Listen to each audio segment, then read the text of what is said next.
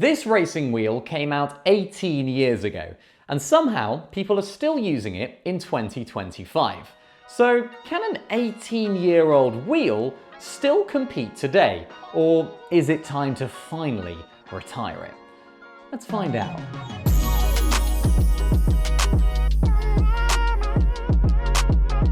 I first got this, the Logitech Driving Force GT, as a Christmas present when I was about 10 or 11 years old.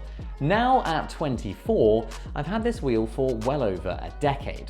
I've never upgraded to another wheel, but have used other models, and I always end up coming back to the Driving Force GT. The main reason? It still works just as well as it did all those years ago. So let's start off with the build quality of this wheel. Now, it is made of pretty much entirely plastic, but it is a tough plastic. It doesn't break easily, and the rubberized grip on the side of the wheel does add to that sort of durability feel. It seems to have enough grip without feeling too leathery or wearing down over time. It still looks really good. The wheel itself is also bigger than most other racing wheels, even newer ones from Logitech, which does make it feel more substantial. However, due to the plastic build, it's not that heavy and does lean a little bit more towards a toy-like feel than some of the newer higher-end options with leather and metal finishes. The force feedback is where this wheel still shines. Even though it's got a single motor system, the force feedback still feels solid and immersive. I don't have extensive experience with modern wheels or an insight into the force feedback system, but honestly I've never found it to be too lacking in racing or sim games. Whether I'm playing Euro Truck Sim 2, F1 24, or even Forza Motorsport, the wheel still keeps up with the fast-paced gameplay. The 900-degree rotation is really smooth, and the further you turn it, the harder it gets due to the force feedback, which does feel intentional, of course, rather than an actual issue with the wheel. So let's talk about the buttons and controls on the front and back of the wheel. I've had this wheel for years, obviously, but the buttons do still feel clicky and responsive. The PlayStation face buttons, the triangle, the X, the square, and the circle are a little bit mushier maybe than they used to be, but they still work absolutely fine. One of the more unique features about this wheel is the built-in gear stick on the side.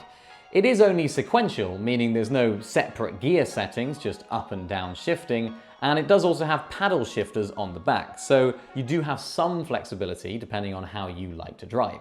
Now onto the pedals. This is where the Driving Force GT really starts to show its age. You only get two pedals, you get an accelerator and a brake obviously, so there's no clutch.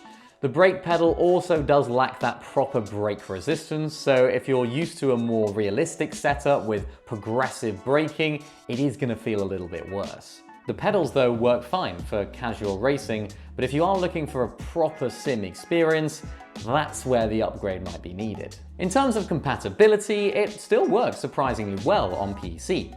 Setting it up is straightforward, just install the Logitech gaming software and it works. That said, I have noticed a force feedback issue while switching between games, so if I do go from F1 24 to Euro Truck Sim 2, the wheel does seem to lose some force feedback strength and almost changes the feel. Restarting my PC does fix this issue, but it is something to keep in mind. It's also not natively compatible with the PS4 or PS5 due to it missing a required security chip. I was able to get it working on a PS4 using an adapter, but I haven't tried it on a PS5, so I can't comment on that. Now let's talk about the price. So since it's an older model, and a very older model, you can't of course buy it new. But on the used market, it regularly sells for £50 or £60 on eBay. That's an insane bargain for a force feedback racing wheel, especially compared to modern alternatives like the Logitech G29, which costs £229. The G29 does have a real leather grip and metal components, but because of that, it might actually wear out faster than the Driving Force GT. And it also uses a very similar motor, so if you're purely looking at performance, the G29 isn't a massive upgrade, making the Driving Force GT a much better value for money option. So should you buy the Logitech Driving Force GT in 2025?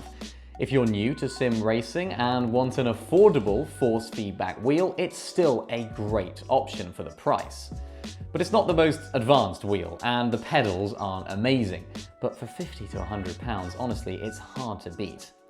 If you are looking for a more serious sim racing setup, then yes, you are better off spending a little bit more on the G29 or a T300, or even a direct drive wheel. But for casual racers or just beginners getting into the world, this wheel still holds up surprisingly well, even 18 years later. Now, I could easily buy a more expensive wheel setup, but I still use the Driving Force GT because I simply don't need to upgrade. It does exactly what I need it to do, which is casual, fun racing experience.